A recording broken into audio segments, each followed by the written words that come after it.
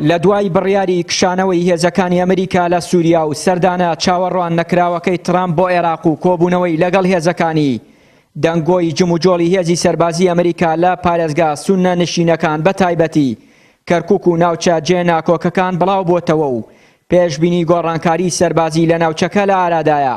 ڕۆژنامەنووسێکیش پێی وایە تێگەیشتن لە سیاسەتی ئەمریکا لە ئێستادا ئاسان نییە، بەڵام گەورەکردنی بەم جۆرە لە ڕاگەیاندنەکانەوە وا دەکات کورد نەتوانێت خۆی بۆ گۆڕانکاری پێشوەخت ئامادە بکات.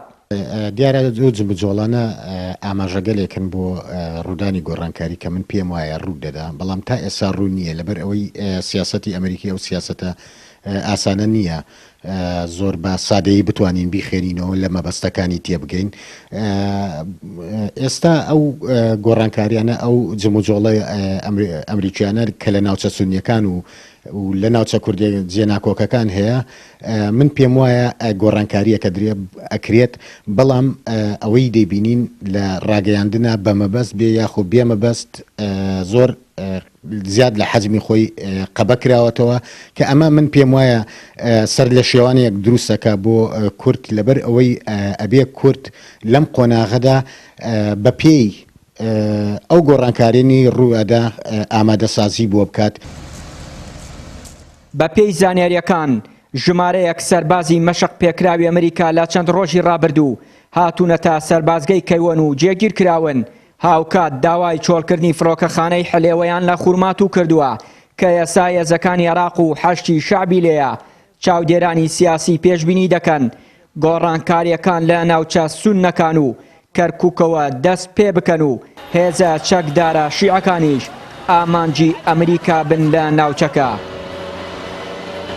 دا و جموجۆڵە سەربازیانەی ئەمریکا کە لە ماوەیە زیادیان کردووە لە ناوچەکەدا بە تەسەوری من دوو حاڵەتە پێکردن. یەک لەوانە پرسیارێکی گەورە خەنە سەر سیادەی عێراقی کە بێ پرسی دەوڵەتی عێراق بەبێ پرسی دەستگاکانی حکوومەتی عێراقی هێزەکانی ئەمریکا جموجۆڵی گەورە لە ناوچەکەدا ئەنجامەدەن بە تایبەت لە پارێزگا سونە نشینەکان کەمە بۆ خۆی پرسیاری گەورە هەڵەگرێت. لە دیوێکی تردا پێم وایە ئەمریکا دەیەوێت لە ڕێ ئەم جموجۆڵانەوە نامەیەکی ڕاستەوخۆ بدا بە گروپە شیعیەکانی سەر بە ئێران لە عێراق و نامەیەکی ڕاستەوخۆتریشە بۆ ئێران خۆی کە ئەگەری ڕوودانی گۆڕانکاری گەورە لە ناوچەکەدا هەیە و ئەمریکا خۆی ئامادە دەکات بۆ ئەو گۆڕانکاری. لە عێراق هەمیشە ینی ئەگەری گۆڕانکاری زۆرە لە هەموو کات و ساتێکە، لەبەرەوەی عێراق خاوەنی سیادەی خۆی نییە بەداخەوە.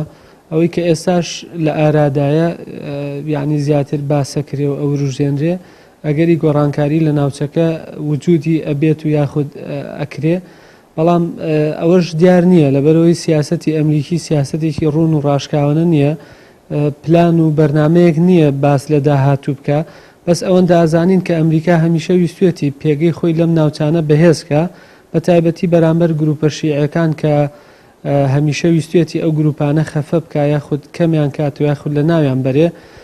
لە ساڵی 2010 لە ژێر فشاری شەقامی عێراقی و پاش چەندین شەڕ و ڕوبەڕووبوونەوە لەگەڵ هێزە چەکدارەکانی عێراق، هێزەکانی ئەمریکا لە عێراق پاشەکشەیان کرد.